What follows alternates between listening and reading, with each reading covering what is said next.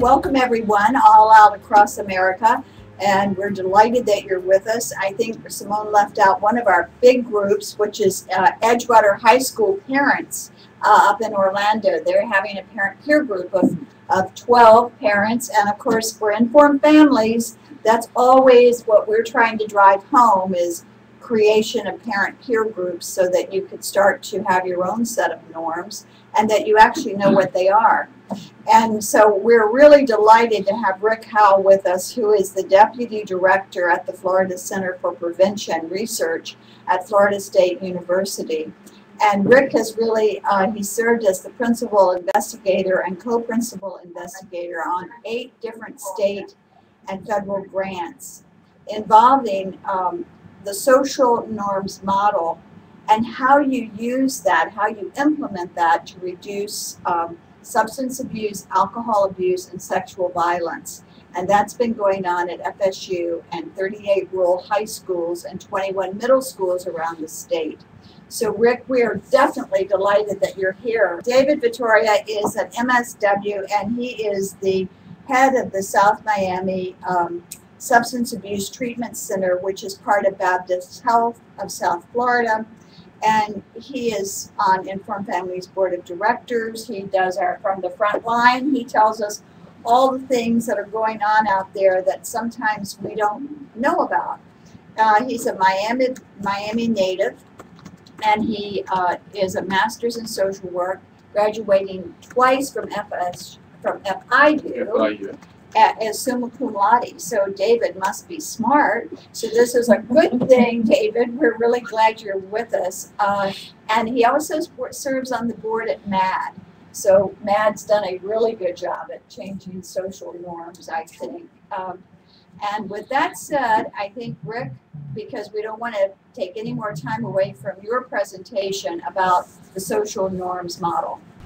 I'll be following this presentation outline today. I'll give you a brief overview of what social norms marketing is about, talk to you about the 3 process steps you use to implement a norms campaign, take a look at some of the past survey data outcomes from previous surveys, and then a look at the social norms media, and I'll take your questions.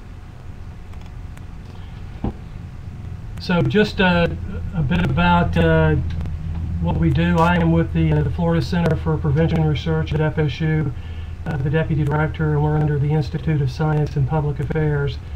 The graph below basically shows that we've got quite a bit of experience in implementing the norms model, primarily as a strategy to reduce alcohol abuse at the college, middle school, and high school levels. And we've also adapted the model as a tool to prevent sexual violence. We've got a program here at FSU, and we're also in 11 middle schools trying to reduce teen dating and relationship violence.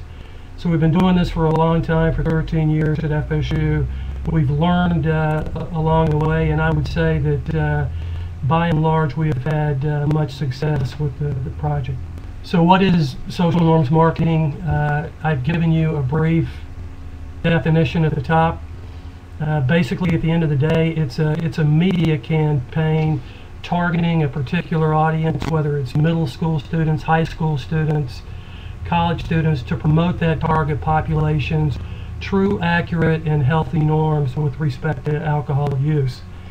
The theory's been around since the mid-'80s. It was designed or developed by a couple of researchers from the Hobart and William Smith College, and they had developed it as an intervention to reduce high-risk drinking at the college campus. And so basically their theory was, based on their research, that the majority of students that they surveyed overestimated the amount of alcohol used by their peers, and as a result of that overestimation of alcohol use, they were more inclined to participate in that particular negative behavior. And so we find the same dynamic going on at the middle school and high school level, that students overestimate the amount of alcohol use or ATOD use, and that can be unhealthy. So what we do is we design media to promote the true, accurate norm, and we expect to see an increase in healthy behavior and a reduction in or closing the gap with respect to the norms regarding alcohol use. I've got a bullet there that says it's not the silver bullet. And basically what I mean by that is typically, at FSU we have multiple programs that are out there to address alcohol abuse on campus. Social norms marketing is one of those, and we've seen some very impressive results at accurately correcting the norm. At the high school and middle school level, typically we are joined with other agencies to promote other programs. So we may use an NREP program, Too Good for Drugs. We may also couple that with a parental program, Guiding Good Choices, to help out with that. And so it's not basically designed to stand alone, but it works great as a component with other programs. Basically what we're trying to do is achieve these particular goals when using this approach as an alcohol reduction strategy. We talked about the first one. We're trying to increase accurate perceptions among students, but we're also looking to improve accurate perceptions among school staff and parents who also misperceive the norm, who also think there's a whole lot more alcohol use going on than is actually occurring. And what we hope to see is an increase in positive, healthy behaviors such as non-use of alcohol when we're looking at middle school and high school targets. And predominantly what we're trying to do is reinforce what students are doing right. We're trying to shift the focus away exclusively from focusing on the negative, the minority of students who use alcohol, who unfortunately may have some problems associated with that. I mean, we're not saying take that off the table. What we're talking about, if you're an educator, you have a norms campaign going on in your school, you may want to pat the students on the back and say, I'm proud of you. The majority of you are not using alcohol, and that's a good thing. I get the, periodically, what's the difference between social marketing and social norms marketing? If you're in Florida, you may have seen the Be the Law campaign, which is the graphic under social marketing. And it's a technique that uses marketing techniques to basically try to change behavioral goals for social good. So in this particular case, they're talking about they want parents to be the wall between their kids and alcohol, and they've got a media campaign to do that. What we're trying to do is use those same social marketing techniques, but what we're trying to do is change misperceptions of the norm. So that's really the distinction, if you have heard that before. So whether you're putting together a campaign to reduce sexual violence or reduce alcohol abuse, you're going to follow these three process steps. You're going to collect and analyze data. This is a data-driven process. Typically when we're in a middle school or high school, we do a census survey. And that means that if you're at school the day that the survey is administered, you take it unless you opt out because it's voluntary or you're absent. So from a research standpoint, it's about as good as you get. I mean, you've got basically representation from the entire target audience. And so there's very minimal error with respect to the data. And then we take that, we analyze the media, we try to develop messages that highlight the positive norm, and we do that as pervasively as we can with our budget. We typically run the campaign at high school, middle school. We use the Teen Norms Middle School Survey, which has been normative validated against that particular target. We run the campaign for about 9 months. Typically it will cross school year, so you leave off in June, you pick up in August, and then we repeat the process depending how long the grant goes for, multiple years.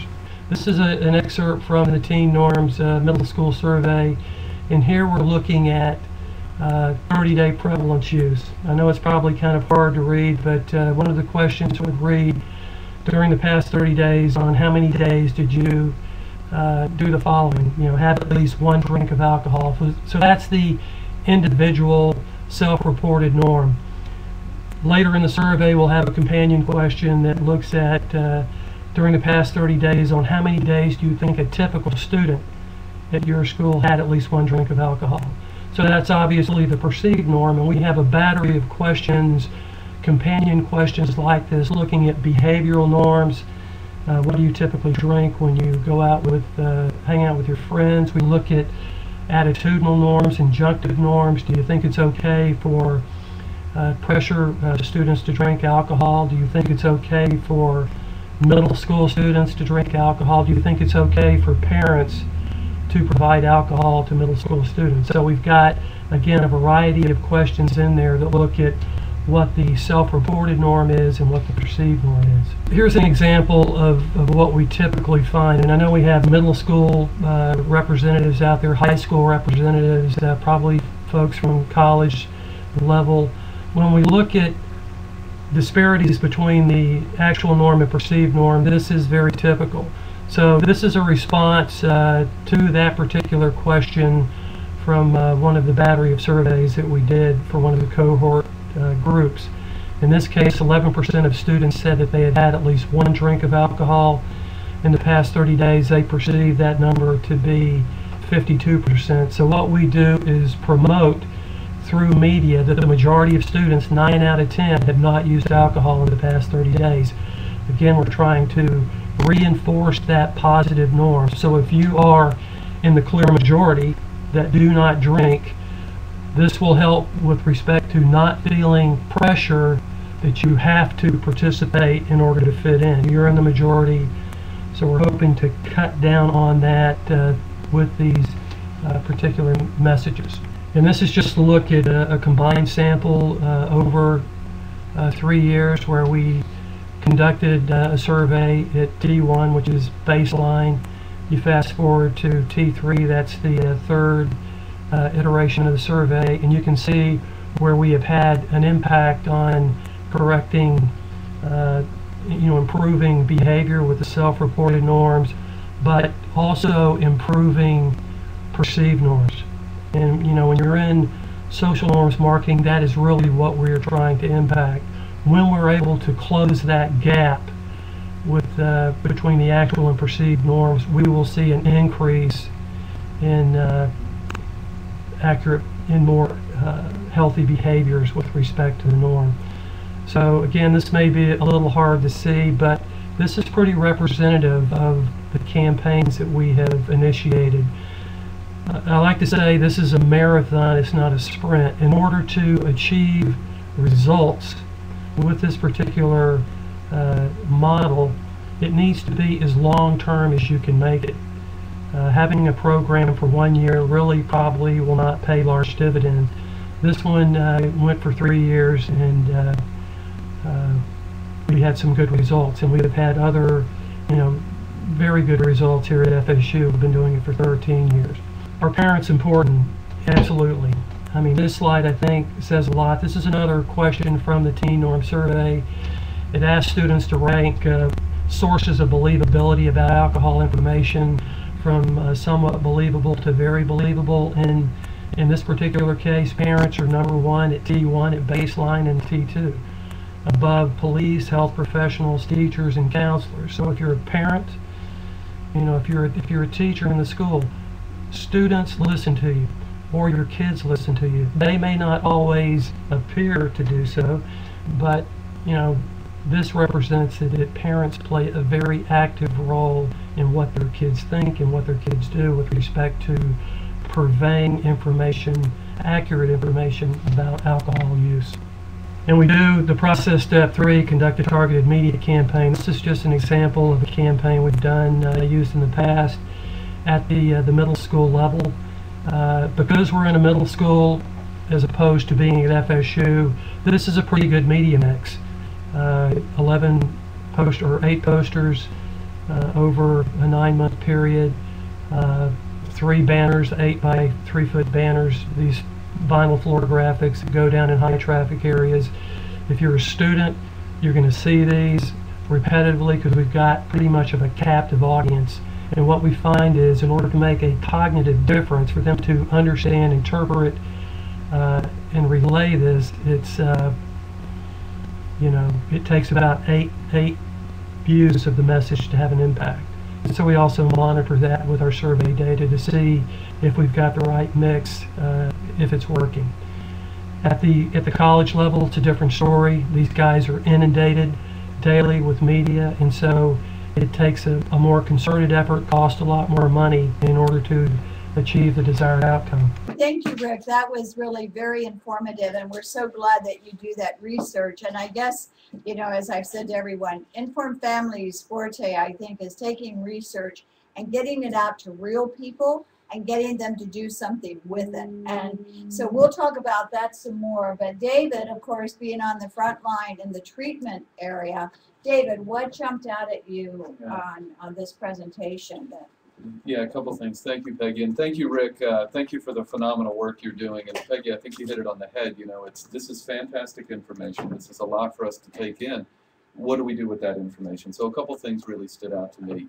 Rick mentioning the importance of being strengths-based, talking about it from the treatment perspective, and the adolescents, the young adults that come into our program, and for that matter, the adults that come into our program. It's really important for us to first highlight what that person's doing well. So not just focus on what the problems are, the drinking, the marijuana usage, whatever that may be. That's important. We have to cover that as a treatment center. But what things are you doing well? So we can look for ways to replicate those strengths and those talents. So that Rick mentioned the importance of being strengths-based, I think is key. Here's something else that stood out. Being positive, using positive reinforcement. It's very easy, and I tell parents this all the time. It's easy, it's understandable that you're upset, that you're fearful, and those are valid feelings, and we can talk about those things. It's also very important to use positive, constructive conversation to say, you know what, I'm really upset, but I'm glad that we're here doing this together. You know what, I'm really angry that you've lied, but I'm very glad that, we have this opportunity to get you help. So that positive feedback and being strengths-based, those are things that really stood out for me. Yeah. That's really key. I think that if some of you met my grandson last webinar, where he's a senior at UM, and we're talking about all the things that are going on out there in the world. What are the social norms? Well, I have to tell you, I have to watch myself, because as I get all this information across my desk, the easiest thing to do is push send, and then I realized, well, I don't want to be mom all downer, always, just constantly bombarding them with information. So I think that you're bringing up some really good points about how do schools, how do parents deliver a message that can be heard. Yeah, and we know, and we've known this in the clinical realm. If you want a message to stick, and this is more true for adolescents and the young adult population, in the stage that their brain is developing. If you want a message to stick, it's not just repetition. If you want a message to stick, attach it to something positive. Here's why this is important to you, son. Here's why this is important to our family. Here's what good can come from this. Is that the silver bullet? Does that automatically ensure that they're not going to drink, that they're not going to use? No. But you're going to get a much more favorable response, and you're likely to get the outcome you're looking for, which is to keep our kids off of drugs and keep them from drinking if you attach that to a positive message. If you're able to help someone envision a future without any of those negative consequences. So that positive messaging, I think, is really important. Another thing that Rick mentioned that I thought was key is to put all this research together, you have to ask questions. I found it fascinating that, not at all surprising, but really fascinating that while a large group of young people, I think it was in the middle school study he was talking about, thought that this particular behavior was going on, they thought to a much greater degree than it actually was. And I talked to my daughter last night. My daughter's 18 years old. She's a senior in high school. I said, hey, listen, I'm going to be, having this talk tomorrow. Here's what it's about. What can you tell me? And she had 2 words: impression management.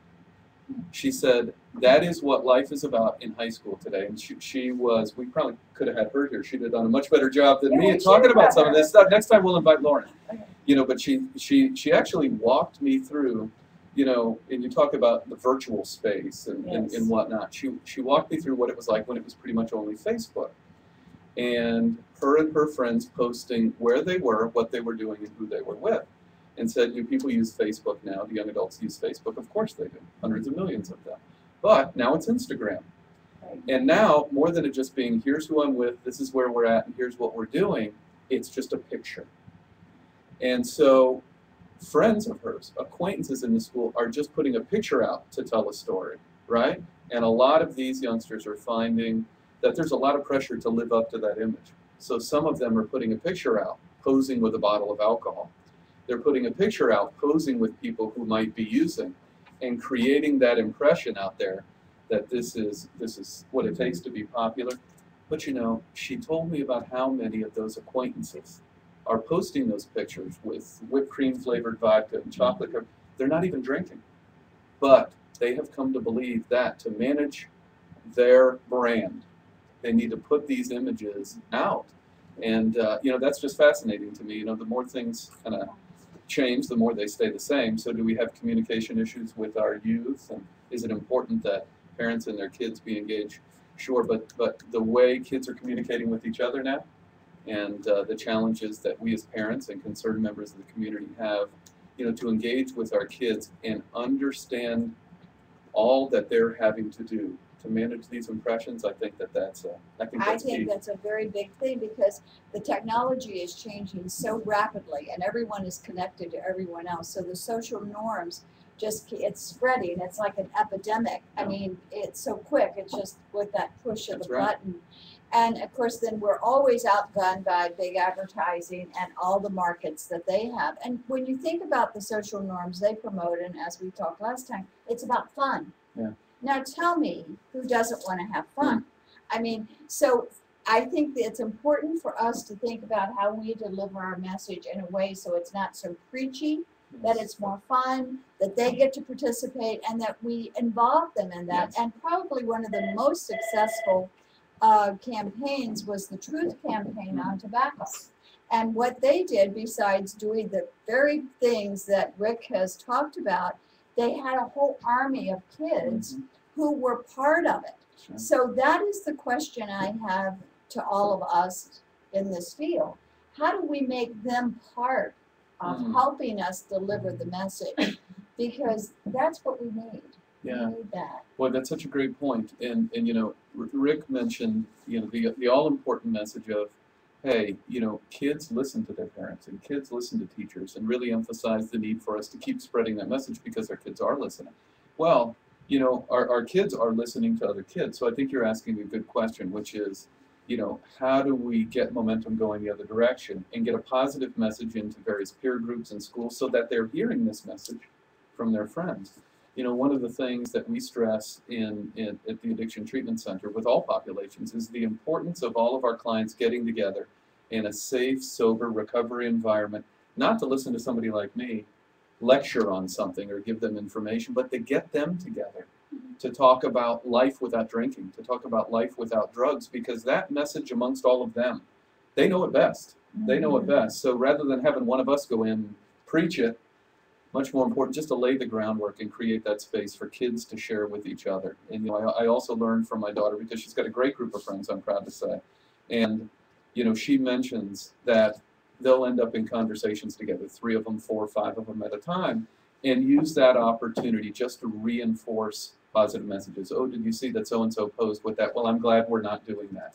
So, you know, whatever we can do as adults to create that space for kids to engage in positive, healthy conversations, I think we're doing the right thing. I think so too, and I think engaging parents in those conversations Absolutely. too.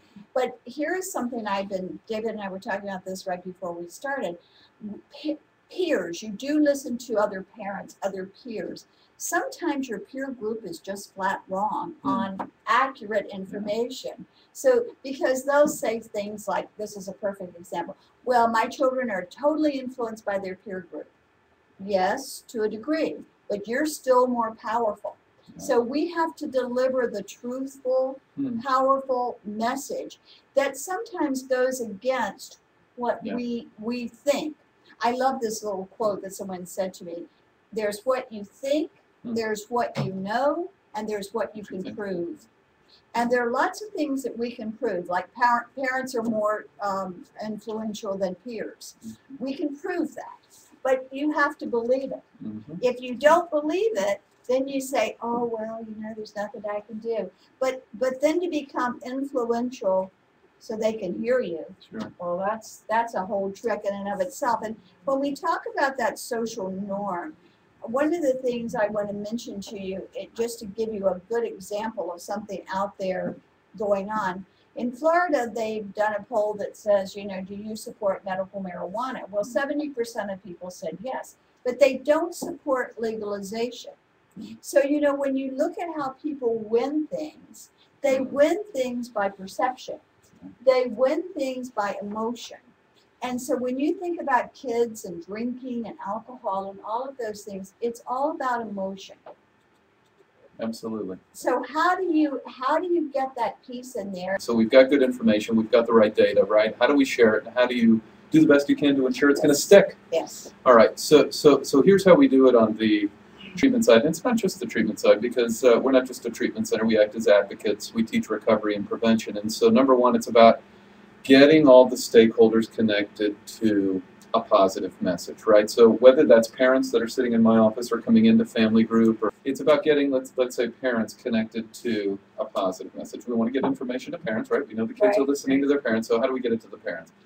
Well, we connect it to something positive. Look, here's the benefit of you having this information, real data about underage drinking, the dangers of marijuana use, what synthetic drugs are, about opiates, things like that.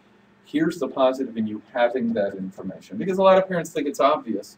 Oh, well, if I know this, I'm better off and I can help my child. You know, but giving them specific information on the incidence of use and misuse and abuse of some of these drugs, that's important. To then teach them how to get that message to their kids, right? And they'll often say, well, it doesn't matter, they're not listening to me anyway, right? And you know, can't tell you how many times in the 20 years I've been doing this that I've sat in an office with a teenager or a young adult and their parent, and you know, one of the parents has said, what's the point? He doesn't listen to anything I say. And then that child will step up and say, here are all the things that I have learned from you. And what was it always the words that the mom or dad shared? No. A lot of times, most of the time, it was the behavior they witnessed. Mom, I know you've always told me it's bad to drink, but how many times have I seen you at this function at our house drink too much? The point there being, parents are thinking their kids aren't listening, and they are. So how do you get both parents and kids engaged? You've got to attach it to something positive. You know, a lot of the adolescents that we see in our program, for example, they have an extracurricular interest. Okay? Could be drama, could be a sport, whatever that is. To point out to them, not just, here are the dangers of you drinking or using, but here's what you're compromising by way of your future. School is important to you. And it's not a threat so much as it is, look, you love baseball. So how is this going to help you pursue your baseball career? Is it going to help you at all? If not, why? And, you know, attaching this important message to things like that. Here's what you have to gain, you know, from this is important with parents and with kids, I think. It's not just about kind of beating a negative message in. Don't do this, it's wrong, and here's why. It's here's what you have to gain. That, to me, is how you get people emotionally connected. I think you're right, and I think there must be reinforcement along the way. So often I see people who want to deliver the one great lecture, and then it takes care of it. Even it could be at home or at school, but it isn't. And you know, we've been asked repeatedly to do Red Ribbon Fridays, and we really should, because it reinforces the message. So if a message is really important, you can't just say it once, right? Well, and yeah, I couldn't agree with you more. It's like recovery, right? So the patients that come to us, it's not just about, hey, come in once, we'll tell you the dangers of drugs, and they can go on your way. Right. It's come in, let's figure out what's going on, but you need to keep coming back. Keep coming back. Stay surrounded by people who you know, believe in positive, healthy coping things. I mean, that's what recovery is. So, you know, keeping people in constant contact in a meaningful connection with this information. That's important. You can't just hammer it home once and expect it's going to stick. And that's like we're getting ready right now. Well, we're in our lock your meds phase right now. And again, delivering messages. I said, I get on an elevator and people say, oh, I liked your heart. So then that gives me the opportunity to say the elevator pitch, right? Just lock your meds, short and sweet and to the point. With a little bit of people even wanting, we've been in dress stores where they want to buy this and distribute it. So I think you have to think the way the market thinks in a way, if you want to deliver some of these messages really effectively. And that's where now we're getting ready. It's prom and graduation time, and we're getting ready to move into safe home, safe parties. So here we go with safe home, safe parties. And I think we have that up on the screen now, and we try to get parents to take the pledge, to understand what their obligations are. It's, I'll tell you something that's been surprising to me. I thought that when people heard that they could be liable and could be sued for all this, I thought behavior would change instantly. It hasn't. That's an element of it, no question. There are some people who respond to that. That's an interesting part of the social norming. Some people respond to that and others don't. That's what's been interesting to me. But we have all this information for you. Simone, I don't know if you want to go over it. What's on the slide now is our Safe Home, Safe Parties campaign, which focuses on social norms around drinking and underage drinking and marijuana and all of that. So there are great tips to do for what parents can do if their teen is having or hosting a party. So questions you should ask, things you should do, things you should pay attention to. So if you go to our homepage at informedfamilies.org, you'll be able to access all of that. And if you do take the Safe Home, Safe Parties pledge, you'll also automatically be entered to win a $50 Publix gift card. And the drawing is on April 30th. So do support us with the Safe Home, Safe Parties campaign. We do encourage you to participate. And at least, again, go on and download the tips on what to do if your child is hosting or attending a party and get that information. I'd just like to build on that to say I love that message. It's a powerful message. It resonates out there. We see it working. And there's a couple things about that message that really resonate with me. Number one, it stresses the importance of, for example, telling parents to know their children's friends, know who their friends are. And I tell parents all the time, ask them. If you don't feel like you got all the information, go on their Facebook page. If you can't get on their Facebook page and they live in your home, tell them the only way they can continue to use the internet in your house is if they allow you access, knowing your kids' friends. And, I go back to Rick and the important, fascinating research he's collected. That only comes from asking the right questions. You can only get this data if you ask the right questions. And we tell parents that all the time too. Ask the questions. Sometimes the most powerful moment you can create with your kids is in the question you ask, not just in the answer you think you have to have. I just wanted to add, I get that question a lot. How do we get the answers we need? And I'll make it very simple for some folks. We've got a toll-free number for anybody that has any questions whatsoever. There is no wrong question. Any question whatsoever. 1-800-YES-HOPE is a great way to get a hold of us. Answer any questions about drugs. We get many calls a day. And, I found this. What is this? How can I get this message through to my child? So there's a good number to reach out if you've got any questions at all. I'll wrap up by saying this. I was a professor at the University of Miami teaching a course in the Center for Addiction Studies and Education, and I had a captive audience, and I got a lot of questions about, how do we do our part and get this message out? It starts by giving out information. So how do you get this message to students on a college campus? First, give them the accurate information. Here's what you think you know. Here's what's actually going on. And second of all, here is the power that you have to do something right with this information. Here's how this can go good for you. So, do you send out messages of make sure you don't do this because here's something negative that could happen? You could do that, but if you attach that to a positive message and say, here is the power in this information, go do good with it, they'll listen. Great. Well, I think that wraps it up. Go out and do something good. And, as my good friend who was Tom Cash, as many of you know, who was head of the Southeast DEA, said no good deed goes unpunished. That's so when you go out to do good, don't think that everybody's going to applaud, but no, we're applauding. No, you're doing the right thing. And really believe that, and then you can come back to the peer group and we'll pat you on the back and say you're doing the right thing, because it's a hard message to deliver, but we appreciate your help and we appreciate that you're here with us today. Yes. Thank you, David, and pleasure. thank you, Rick. Thank you so much for all that research, and I don't know what we'd do without you guys. Thank you. Thank you.